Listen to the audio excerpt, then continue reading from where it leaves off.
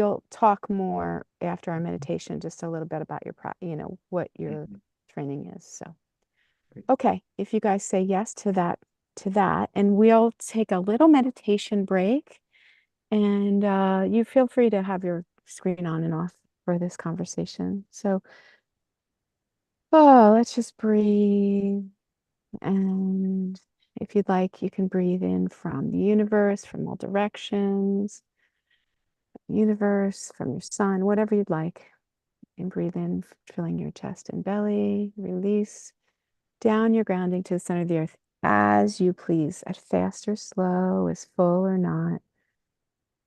I'm noticing in the space just a little bit more breath might not hurt anyone. Um,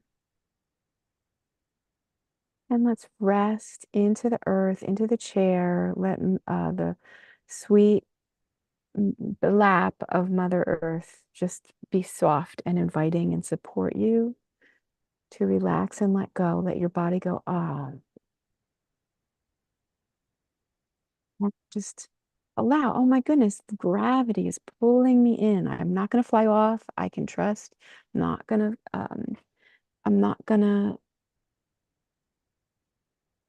have to worry about doing anything with my body for the next hour. Just let go and let the earth support you.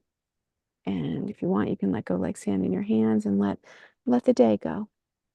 Let the week go. Let the disturbances go. Even let the fun, wonderful things that have been and will be, you can let that go too and just be right here now, breathing. And then let's bring the attention to the center of the head, behind the third eye, behind the eyes and up a little, between the ears and up a little. Good. And in this crowd, just what I would say is let's be in the Barker Lounger and just let your energy come back a little bit more and down a little. Just a little back, a little down, just in the center of your head. If you're sitting in a Barker Lounger, just go back a little more. Good. Rest there. Good. And in this shared group, what I'm noticing is there's a lot of programming releasing, just being together, just doing these tools together. So if you want, you can let go legs in your hands or use your roses coming, going, or breaking sticks, or your siphons for foreign energy programming to suck out. I've been liking putting a giant sunflower for a few years, a giant sunflower at the edge of the aura, and letting that just soak in like sun. But it's, and like what we're releasing, there's nothing wrong with what we're releasing, it's just not ours.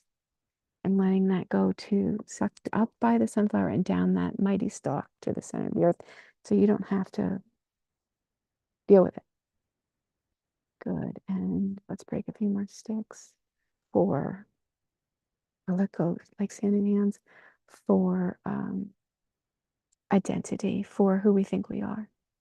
The whole idea here is to play and to see different ways, understand different ways. This is helpful for empathy. To just notice, oh, this person had this experience. Isn't that fascinating? Not falling into that experience, just noticing it. And that actually expands our consciousness. It helps us get beyond the box of who we think we are and how we think it is. So if you want, just break some sticks or let go like sand in your hands for letting your edge of who you think you are, your story about yourself, the stories that you live in, be a little more malleable. Beautiful. Centered head grounding, breathing in the flow of goodness as we breathe from the heavens, from all around us, and down. Feel free to keep using these tools and all the tools you have to play while David and I chat. I get to talk to David. I'm so happy to see you. So, how about we start with a couple minutes about your training and Okay. your experience of this and other things? Yeah, sounds good. So I met Wendy about 11 years ago doing training with energy healing, getting in touch with how to listen to energy, how to work with it, and then how to read more deeply within that same system. And so we've been playing with this sort of theme for a while now, and it dovetails with my acupuncture training and practice. So on one end, acupuncture does deal with emotions and how to regulate them, but it feels like it's slightly different from this style of energy healing. And so in my own practice, I combine those two sometimes, or sometimes focus more on one side than the other. Uh, but I like within the styles of acupuncture, I do what's called Japanese style, which is much more on the surface of the body, much more subtle, which also resonates with this style of working with the body, and you're kind of working from the surface and going deeper. You're kind of letting things, like pebbles move and then more things flow. And so this sort of cascading effect happens in both types of practices I do. And I've been doing that for about 10 years now. And then in the last several years, I've been focusing more on astrology as well. The last couple of years, more on Vedic astrology. So that's using the science of the stars from India, looking at patterns in a person's life based on how the configuration of the sky is when they were born. And then from there, seeing what's a good time in life, what's a bad time. And then if there's obstacles, how do we change them? How do we work with the most receptive face of God, the most receptive way of the divinity showing up for us to help change that? So that's kind of Beautiful. where I'm at now. And can I pull out a few other things, David? Is it okay? Yeah, please.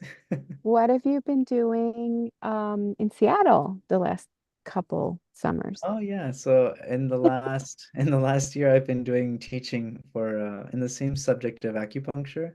So I've been doing some supervising, some um, you know, classes, lecturing, as well as doing some preceptorship. So I do the treatments and students watch me. So helping get people interested, first aware and then interested in this type of acupuncture.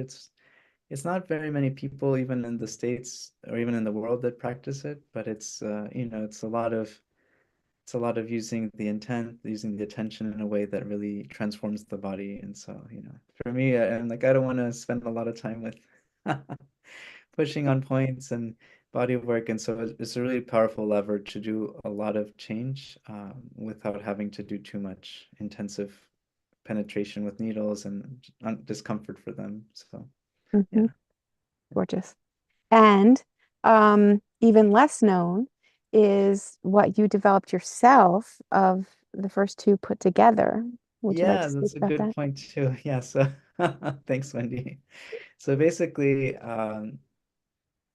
through because the Japanese styles of acupuncture are more subtle and the sort of energy healing is also subtle, I've worked on how to marry the two. And so it's possible then to talk to somebody, see what their symptoms are, and also as if I were doing the exam in the room with them, like feeling their pulse, feeling their channels, feeling the abdomen, all these things that we look at in a regular acupuncture session, is doing them from afar. And at first I wasn't sure if it would work. I was like, yeah, but then you're like, well, this channel's off and this channel's off. Are you feeling, digestive discomfort and this and that? And they're like, yeah, yeah, yeah. Oh, okay. So in the end, it's about using the awareness, the attention in the right way for the body's energy to reorganize.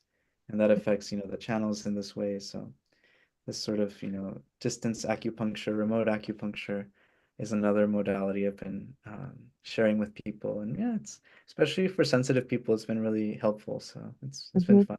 Hmm. Yeah. Yeah, I was fortunate you did it with me when you were starting, and then as you come along, and it's very powerful as far as I'm concerned. I was like, Wendy, do you feel something? You're like, yeah, okay. Oh, And I'm yeah. like, okay. You're working with the right leg, I can tell. Yeah, awesome. Okay, thanks for that, David. Um, so would you like to share some? Today, the focus is on this month. The focus is on one love. So it's that spiritual oneness and Mhm. soul connection. And and then it comes down into our world as relationships and intimacy and etc. So would you like to share some about your experience of that over time, utilizing like the tools and your soul journey. Mhm. Yeah, I'd say that my experience with this topic as a whole, I feel like my earliest connection with that is through nature, through spending time outside. When I had class with Wendy at the beginning and we talked about the heart chakra and the heart chakra being this house for connection with the world at large, with the oneness, the larger oneness. I do have distinct memories of being, in certain times in parks and nature where it's just like, oh, it's here, it's all around us, it's all part of us. Um, and before doing any of sort of the psychic tools or the meditations, I was doing a lot of more Zen-based meditation, and so there's also a strong component in that sort of style of contemplation of the oneness that unites us all. And I have also had, flavors of that where it's like it's on some level frustrating because it's ineffable. You can't talk about it directly, but it's this Mhm. feeling of yeah, of deep intimacy with the world, of this, this more than a connection. It's like, oh, you're in constant communion with it. So that's kind of the first things that come to mind. And I'd say I'd say over time also, especially with these different practices I've been engaging with, and within the Vedic worldview, it's interesting because there's always this idea of God not being, further up or further away from us. It's like deeper inside still than that. And so this idea of, and the practices that go along with it, especially this year, have been more exploring, Vedic ritual, which includes, offerings and chantings to the appropriate deity at the right time. And it does feel like this sort of openness or stillness happens inside the body. It's Mhm. almost like Qigong does a similar thing where like the right kind of movement will allow for more space in the body to be open and present.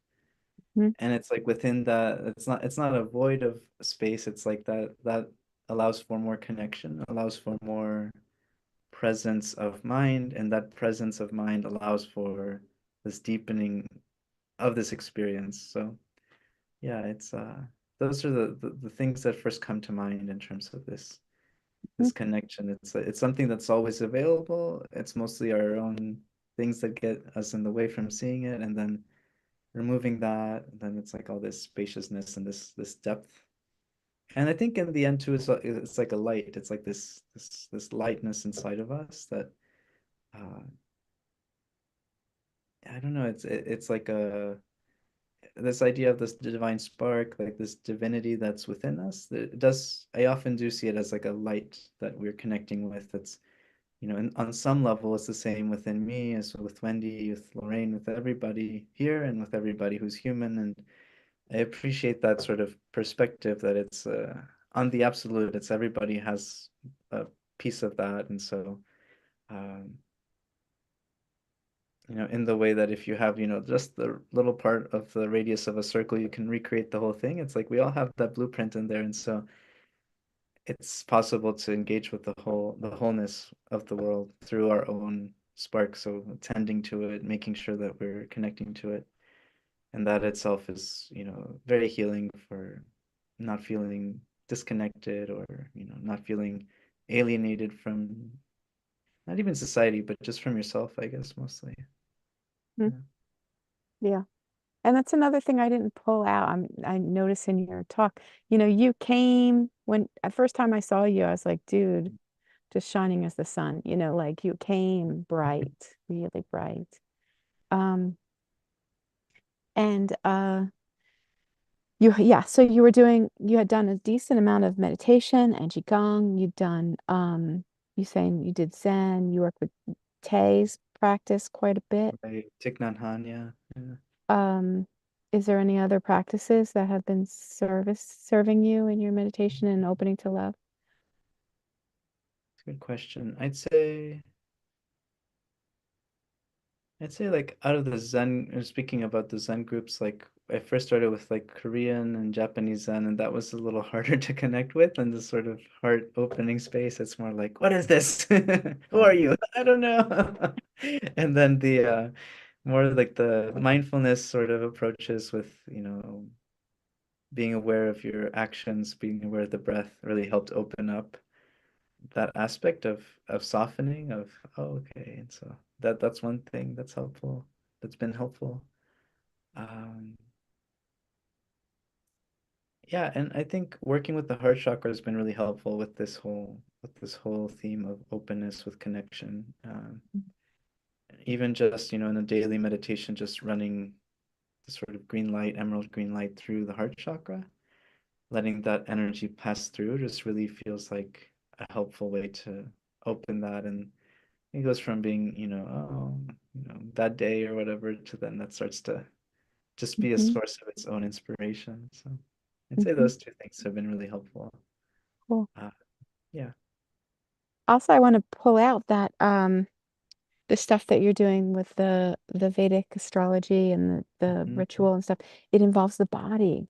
And Hmm. inviting the body to participate in our soul intention can Hmm. be such a really nice lever, it Hmm. seems to me. Um, right? It's like we're doing this, like so like it's more real for the body. Do you have anything else to say about that? I feel like it's useful. Yeah, I'd say like the body and sound, it's like I've been appreciating also like the role of mantra, like being able to use, because there's on some level this idea that like, the world starts as sound and then things, so Hmm. we can change things through sound. And so Yes. the right sounds, or like even the idea of divinity as sound. And so, mantras as a prayer that, encapsulate a certain face of God. And so repeating it enough to kind of shave off the rough edges and like help smooth things out. That's been really intriguing and helpful as a practice. So that's been good. Uh, in terms of connecting and love, yeah, even within that sphere, like there's specific practices that will help bring more harmony, bring more ease within the social sphere and within yourself. And Hmm. so that's been good to explore. Working with in terms of like a goddess like Lakshmi who brings abundance and wealth and like this, the softness of, well, even like in Sanskrit, the word for love is sneha, which is, a sort of unctuous oiliness. So it's sort of like it's the same root for both of those words. And so this sort of, the feeling of satisfaction that you get when you have, like nice oil massage, that sort of soaking in, that same sort of like soaking in of love. So this sort of connecting with yourself, connecting with others in a way that helps, I guess social lubrication is not the right word because that implies alcohol, but done in a different way, it is social lubrication. It helps bring Yeah. this smoothness between different parts and, Yeah. um, and in terms of, the this harmony between people, I think what's been helpful for me as well in the last bit of time learning about astrology and how people work has been learning about, I guess, yeah, there's different language you can use for it, but just this attachment styles is probably the easiest way to talk about it. Just knowing how different people will or could react. This person, tends to be. I think a lot about loving people through attachment style, being anxious or, distant and, Hmm. having chaotic attachment styles, like those main ones, Hmm. avoidant, and so having those main ones, but also from the acupuncture Chinese medicine perspective, we have, elemental types of people. So we have metal people and water people, fire, earth, Hmm. etc. And so these types, like, it's been helpful in the last, especially several years, 5 years or so, to have those lenses to say like, oh, my friend is a metal type. Like she's just gonna be, like metal Yes. is gonna warm itself. You kind of have to like complement it and you have to like bring some juice to it. And then it's like, well, it goes from being like, well, you didn't do this for me to like, oh, you did this for me. Like, wow, that's so nice. And it's not coming from a manipulation place, but it's more like, oh, just like, you know, for something, it'll go downhill. Like with this type of person, they're already hard on themselves. This is how you can help them Yes. connect with themselves and connect with others as well. And so knowing patterns of how people are, it's like, oh, I'm not necessarily just dealing with this personality. I'm not just necessarily dealing with, oh, Wendy's so much like this and Mm-hmm. I have beef with Wendy because of that. It's like, oh, Wendy tends to have these tendencies. Mm-hmm.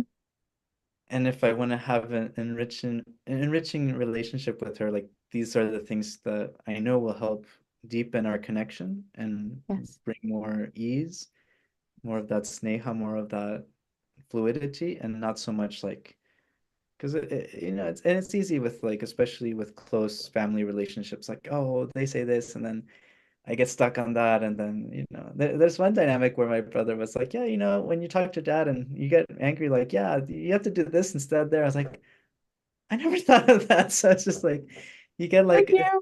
easy to get stuck in the same pattern, but then it's Mhm. knowing the underlying archetypes of how people work or how they do. And it's like, oh, okay, well if I move with them that way or meet them in that place, then things will open up. And so then in that openness, then there's more, time for community, time for connection, and less resistance. Gorgeous. Yeah, and I'm enjoying how you talked a good deal about experience of oneness within and the Mhm. experience of oneness from within with others. Mhm. And then, and now you're talking more about how does it play out on the outside, right? Mhm. There's the inside experience of oneness and connected and soul, everything. And then there's how does it play out in relationships. So how are you different or what have you noticed iterating for you about, friendships, intimates, lovers? Like what have you noticed that you wouldn't mind sharing that has gotten, if it's gotten more fulfilling over time in your journey? Yeah. I'd say, like, based on these sort of ways of understanding people, it's been easier to connect, not just within, well, it helps definitely with clients to be like, okay, this person's acting like this because of that. But like I was saying, like with friends, with more intimate connections, it's like, oh, okay, well, there's this both for myself and for the other person, like oh like am I being Mm. needy or is this just oh no that's just anxious attachment, okay good, like I That's know just the that, water I swim okay in. I know it's coming up, okay, and so I don't have to like reach out and be like, hey, why aren't you calling me, why aren't you texting me? I can be like, oh, Yes. that's just my own uh in the Vedic philosophy they call them gunas are these kind of they correlate more or less with the attachment styles. And so this sort of like seeing it as something that's happening and it's like it's causing action. It's like that state of mind causes me to think this, causes me to then act like that. And so by knowing the source of that, being like, oh, okay. And then like each of these has a remedy, each of these has a way to work with it. So with attachment styles that are more anxious, working with the moon, working with this idea of, being nourished, Receptivity. feeling Mm. held, with more like distant sort of people, um, avoidant types, then working with the sun, this sort of, this warming of the person, this sort of countering Saturn's influence of coldness, it's this Mhm. connection.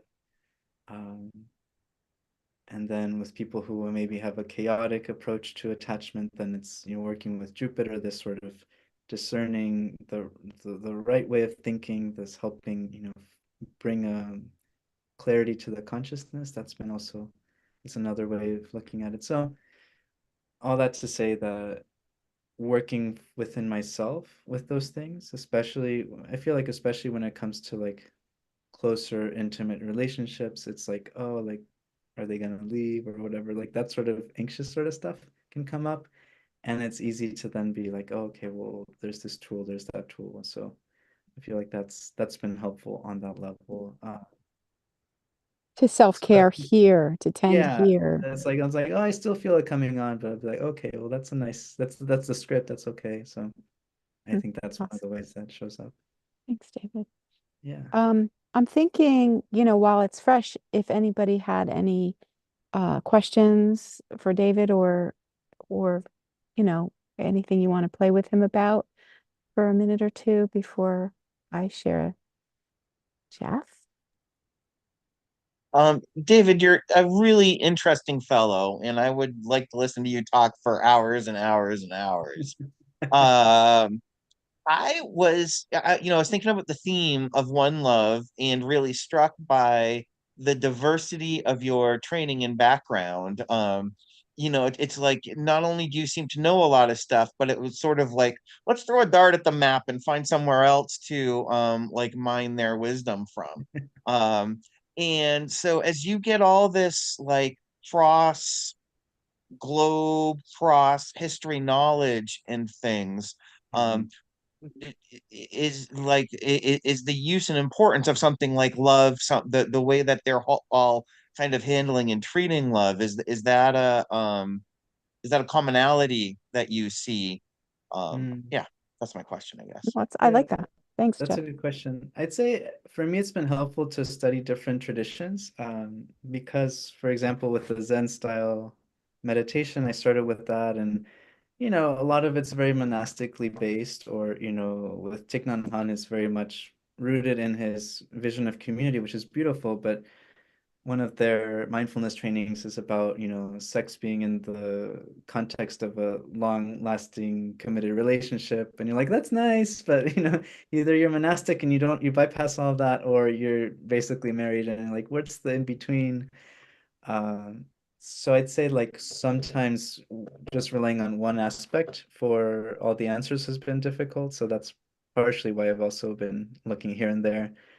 But I also find, with that same vein, it's like, there's within Chinese medicine, there's whole texts about how to make, lovemaking more pleasurable, how to make that more connection more feasible for people who have some sort of, depletion that causes that to be an obstacle. And even within the Vedic realm, it's like four aims of life. Yeah, you have moksha, which is liberation, but you also have kama, which is that enjoyment, that closeness. And really like this idea that, for a human to be fulfilled, we have all four of those, including, making money, sustaining yourself, and then doing the right thing for you, this dharmic sort of path. And so having that as part of the picture is helpful. And I'd say, yeah, I'd say the more perspectives I collect or gather with the syncretic view that I synthesize, like the more it's like actually helpful, because even if they have contradicting points of views, it's just in the end it's like try this, try that, and say, oh, okay, well this is helpful, and this maybe not so much. And yeah, that's a good question, man. And Thank Jeff, you. I'd like to, before Lorraine talks, I'd just like to note that you guys have a lot of matching pictures, very academic, intellectual capacity and interest. There's a lot of crossover, plus the whole like mystic thing. So it's just a really beautiful thing that you guys have going. David put his phone number down before, but Jeff can't see it because he wasn't here. Oh yeah. Oh, So if that's you it. wanted to share that again, that's great. Lorraine? Yeah, I was wondering, with the wealth of knowledge, that you have, I'm trying to formulate the question. When you're working with people, um,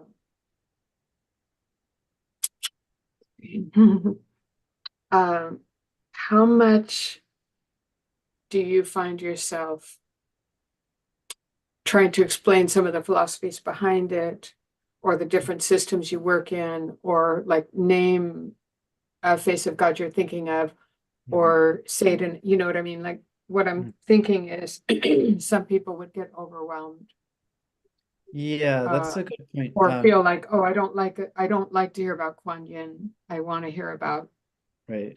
Christ, but we don't even have to name it. We can just work with the energy and just, find a spot in their body. And we don't have to say it's their third chakra, and we don't have to tell them about power, soul, or whatever, but then sometimes it's useful for people. So Yeah. how do you balance, I mean, I'm sure you'll say you go from intuition a lot, right? But But the It whole does help. balance between like explaining all the anatomy of what you're doing, like someone might give massage and be like, this is the blah, blah, blah. And I'm like, I don't want to hear about the muscle on my thumb. I'm trying to just, you know, Mhm. so do you have maybe give some talk toward that? Yeah, it's a good point. And it's something that has taken time to develop because it's easy to just be like, oh, and this and this. And I still sometimes I'll do it. I'll be like, oh, and this and this and this. And people are like, that's great. I have no idea what you just said.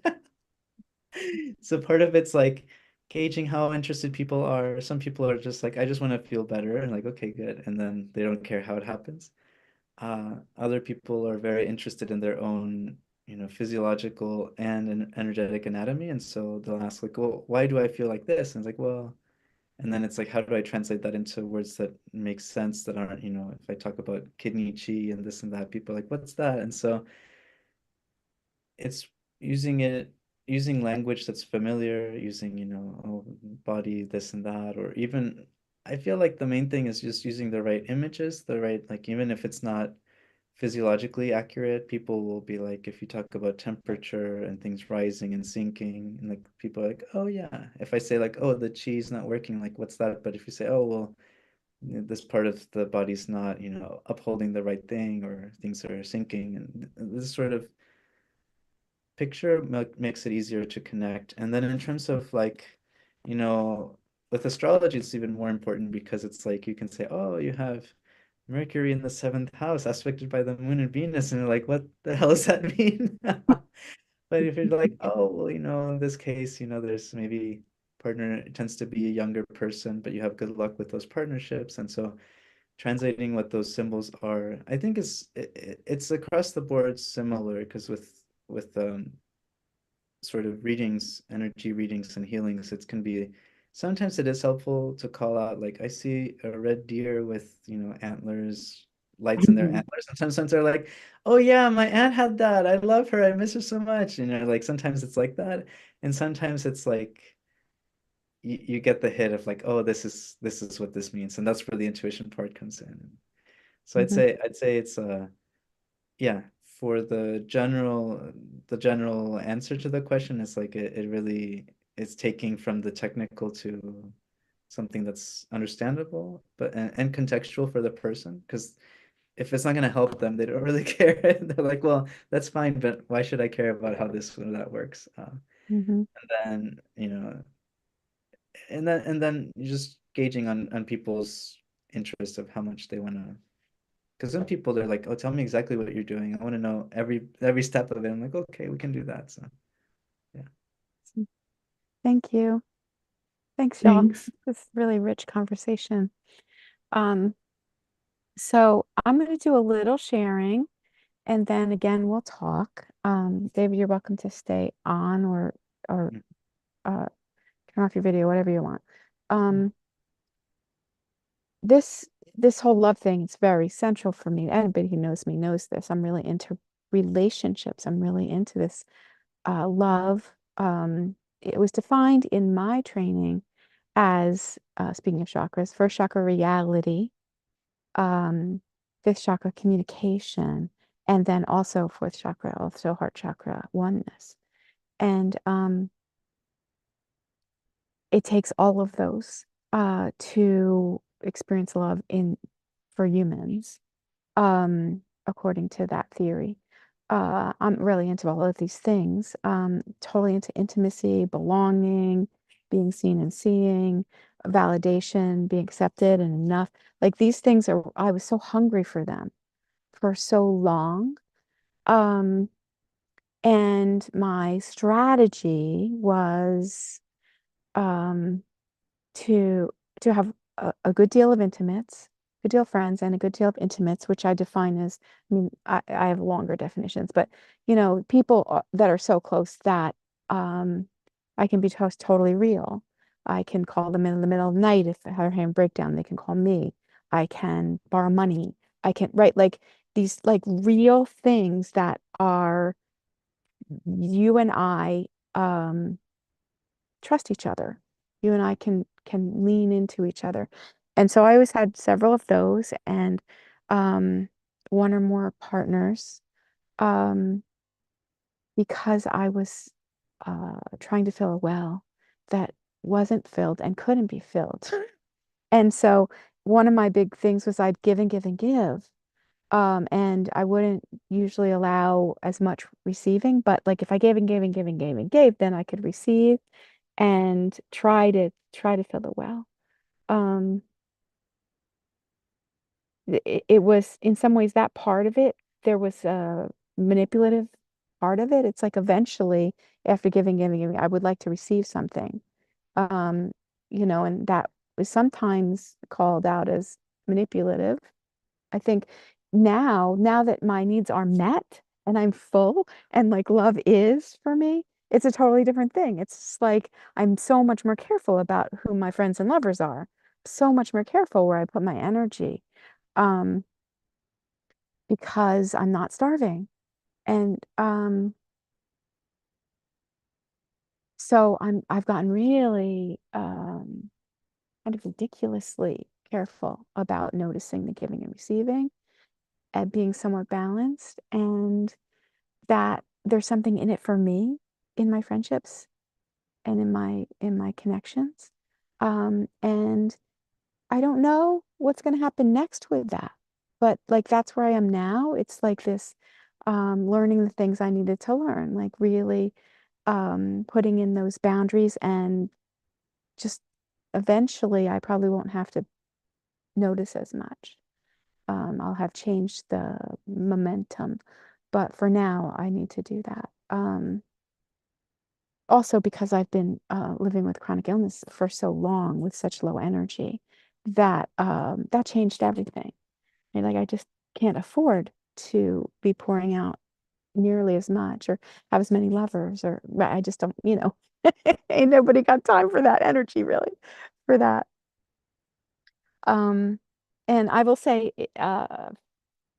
finally, um, that my favorite addiction of my life was definitely like infatuation. I mean, I really liked that part. I don't know too many people who don't, but I like, it's just like it's better than most other addictions in my world. Um, so, and it's really fascinating to be just like not into it anymore. It's really kind of wild to just be like, I watch the puppies, I watch all this happen, and some of it is I'm old now. Um, but it's really not because it's about like if I was still starving, I'd still be just like, I need more this, that, and the other thing. And now it's just like, nah. And actually, I used to be, I'd be like, oh gosh, my partner, my primary partner, Michael, if he, in the old days, I was just like, oh gosh, if he dies, like I'm coming home with a lover or a puppy. Like I can't just, I was just like, that's my strategy, you know, drop his ashes off and get my, get a lover and a puppy, Um, and now like it's just like, oh gosh, like I think I'm to the place now where I might go like full on hermit, like it's just uh it's just a really different place. We'll see what happens, but it's just very fascinating to watch how things so much things can change. Um, and one of the things that happened in this is that um I started doing the being, I did this work and it's works. But what really helped me with love is the being the love you want work, which is really resonating, allowing the exact tastes, the exact needs that I have had fulfilled or wanted fulfilled really to come from within and from heaven and earth, and fulfill my needs. And like that was really a big shift. And And then as I came along in my soul journey, I came to different consciousnesses where the oneness experience is like not just a come and go, it's not just a vibration or a practice, it's a um identity. It's an experience of being. And I had trouble with that in some way. I had real trouble with that in some ways. Very funny in my all my consciousness transitions. Everybody's like, all about the yay, right? And I'm just like, yeah, but I lost this. Like it's always like a gain and a loss, and nobody talks about this. It's really kind of funny. Um, all of my big gains have had losses, and in the oneness, it was a challenge at first. I went from not the sky god. That was far, far past, but I shifted to a from a God personality to a experience of oneness with the divine and with nature and with other folks. And that was really hard for me because I like relationships. I like I see you, I love you, I care about you, whatever the permutation is. And I've acclimated, but it took me many minutes. It took me a long time. And I was explaining to a friend of mine, and it's like this. It's kind of like I would look at the trees out of really noticed it when I moved to the South. And I was in big transition. And I look out at the trees from my beautiful trees out from my balcony. And I was so used to being like deliciously vibrating with the tree and soaking in its beauty and loving it and it communicating with me. And so I went from that to like, here's the tree, my hand's a tree, and here's me, my head. And it'd be just like, hi, hi, hi. And that went from that to like, oh, it's my own hand. Like, you know, it's nice and all, but like, well, what have you done for me lately? It's like it's like it's my own damn hand. It's like some of that charge wasn't there anymore because it's a relationship from within instead of without. And I don't know, it's the best way I can put it. I'd really had trouble with it because I'd really had I still very much connect with nature, but now it's more of just a being. I didn't say it otherwise. It's just a beingness instead of like a love relationship with the tree and the rock and it's and the mountain. It's more of the being. But yeah. So that's enough about that. The last thing I have to say is that this whole love thing, like what did I want? I grew up wanting, like really, really wanting and really torturing myself, causing myself a lot of trouble for a long time, wasting my youth. I'm just like, don't chase the youth. Enjoy those young bodies. Go out and enjoy the young bodies, right, David? I'm like, go play, go play. Don't worry. Oscar Wilde said, don't inquire why or whither, just enjoy the ice cream on it's on the plate. And like, I'm telling you, that's like telling young people just go freaking have fun, man, you know? And but I was happily miserable. Um, being like, what's the best place to live? And what are the answers? And I need all the wisdom. I needed everything before I started because I didn't want to do it wrong in this life. So that was one part. And the other part was I needed and wanted love. It's all I cared about with God, with others, with the earth, with myself. Like it's all I wanted. And, I didn't have it. And I had a lot of angst. I had a lot of suffering. And now I'm just like, dude, I have found what I'm looking for. You know that song? Still haven't found what I'm looking for. Like I used to sing it, and be like, dude, this is my anthem. It was like there's something missing. There's more I wanted, and there's more. And now I'm just like, thanks. Thanksgiving full. No pie nor pie. Thank you very much. I'm good. And that's pretty darn weird, both with the wisdom and how to live and the love.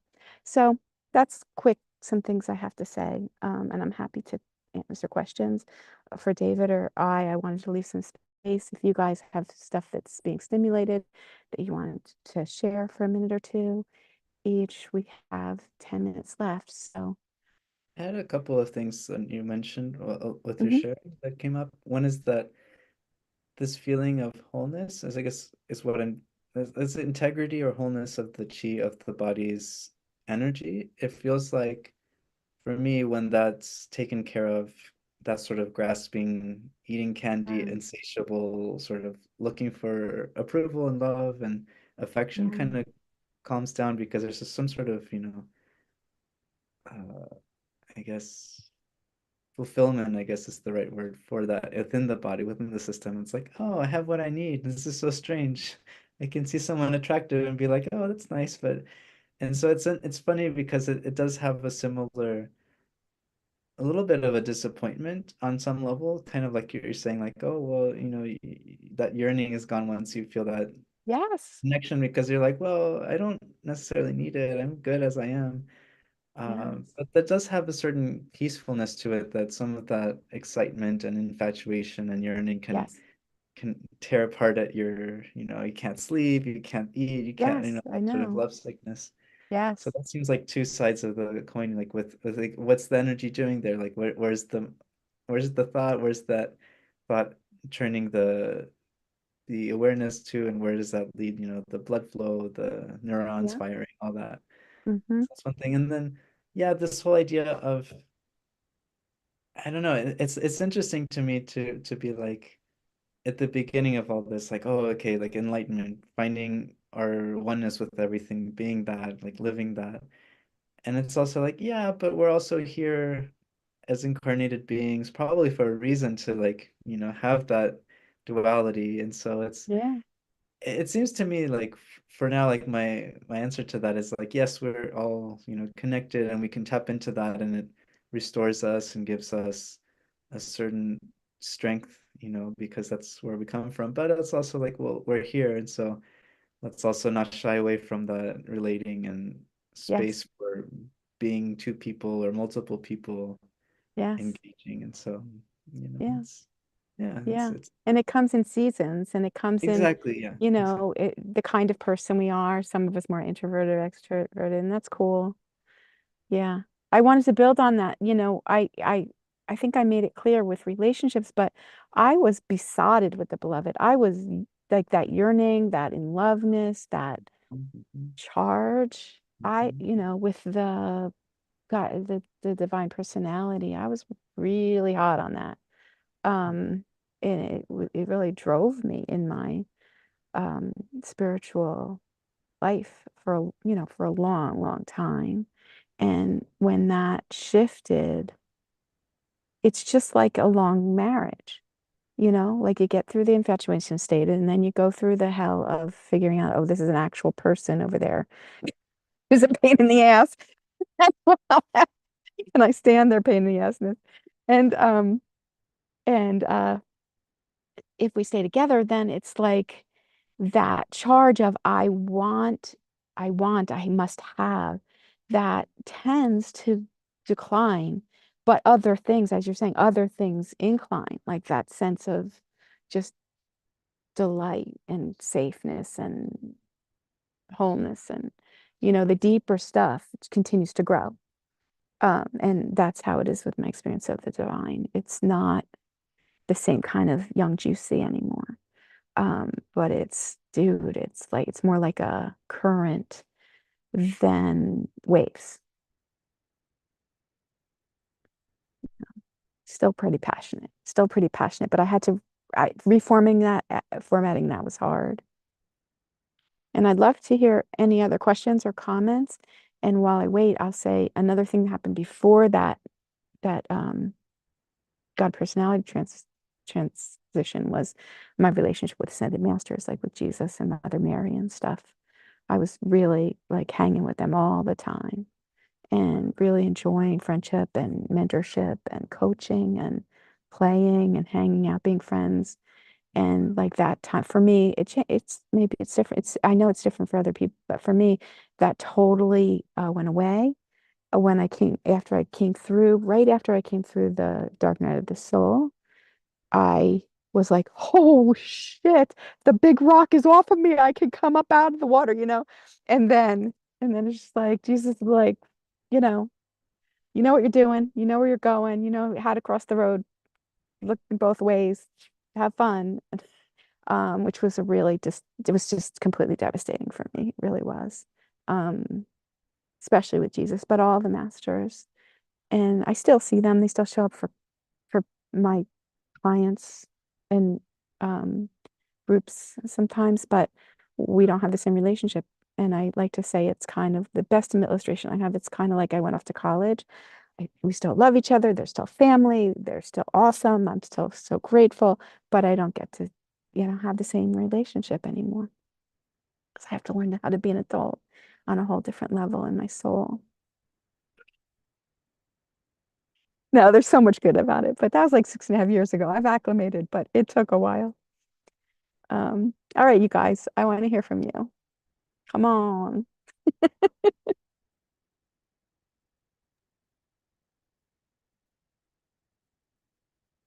Um, Wendy, I had kind of a like a light bulby moment from you a few minutes ago.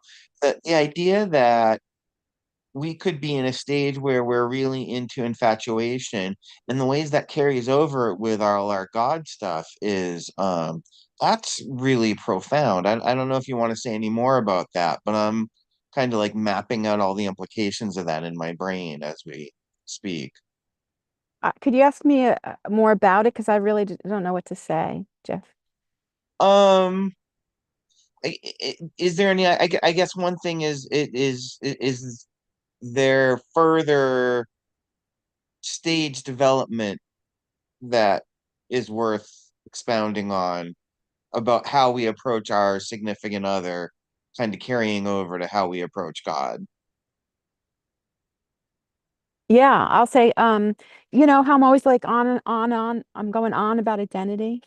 Like, and the stories we live in and how we can acclimate to freaking almost anything as humans, which is a really good survival technique, but really sucks for appreciating every day and all the people that we love and the divine experience that we enjoy. And so I'd been through several late, with the Jesus thing, with the divine personality, and then a couple years after that, about 4 years ago, about just really seeing how the universe functions and blowing my mind. Um, and um, and all of those things took, the growth period about them, the time it took for my understanding identity and understanding of the world and the stories that I live in to morph was extremely long. I'm slow. But I had some pretty fixed ideas about what relationships were and how they should work. And I had some very fixed ideas about like this God thing, how it works, and this universe that I live in and how it works. And so that's a big time shift. And it was I just had to, I'll tell you that that last one I talked about that whole like really seeing from my perspective, really seeing how the whole damn thing works and how I don't need to go into it because y'all will have your own experiences. But I remember it was about almost a year later. I remember because I'd had it on, I was on my own, I was hiking. Michael was with his family, and I was hiking in a beautiful big state park by where we lived. And I had this because I was asking questions and it was a and then I'm like, but then what happens like before the Big Bang? And this is like, that's enough for you right now. And like almost a year had gone by. It was November again. It was the end of November, like December, end of November. And I'm hiking in kind of the same kind of place. And I was like, I am not integrated. I'm living in this dual world. My mind is messed up still. And I kind of was down on myself. And that's where I got that big thing about how not to suffer. It was just like, I really saw it. It was just like, I had a should be, and like, that's the deal. It's like, if I can find why I'm suffering, what am I hooked on, then that is the thing to die to. And then what I just did that. And that's a big thing. And I did it. I just was like, oh, I was like, you should have figured this out already. You should be different. You should blah, blah, blah. And I was like, that's the very thing to die. And I did, because like in this practice, we get practice and get better at it. And I did. And then when you know it, then I integrated. Like I'm my own worst enemy, where I trip was my treasure. So dig. And so anyway, I don't know if that does that answer your question? And Yes, thank you. That was really great. Yeah, and how it ties to relationships is that's I have to, Michael and I are always joking. It's like we're always waking up with a new person. We're always both learning and growing and changing. Um and I have to let him. He has to let me. We have to let ourselves be different. Um or else we couldn't be together. It was just constant fighting and just let each other do whatever the F we want, right? Like there's no other way.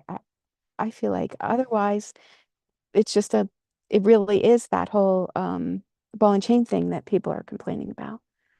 And really, I usually read that as, blaming the other person for not having the courage to step up. Um, and yeah. Okay, friends. Any final things you want to say or ask because our time is time? Well, thank you so much. I really got a lot out of this conversation. I'm so grateful that I got to share you, David, with my friends, and other people will watch this and get a lot out of what you shared and the rest of you did as well. Yeah, thanks for inviting me, Wendy. It's been fun.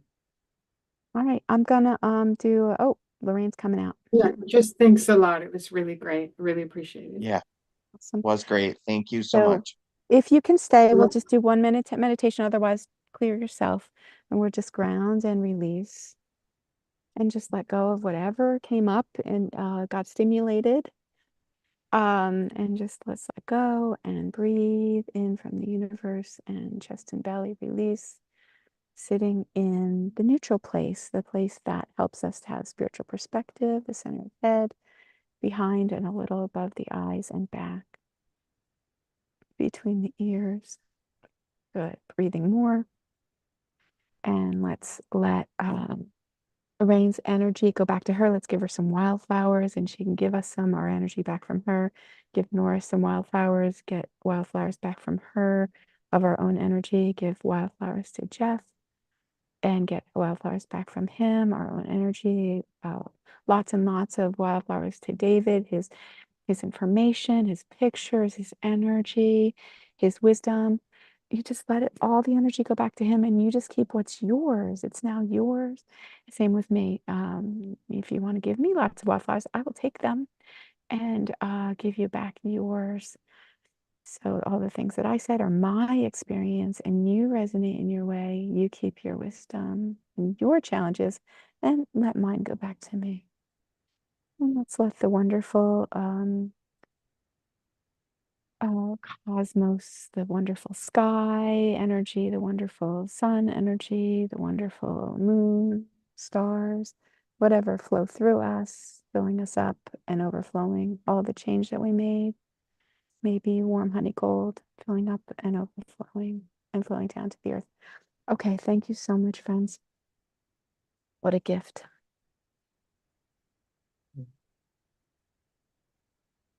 Adios. Thank you, David. Yeah, thank you.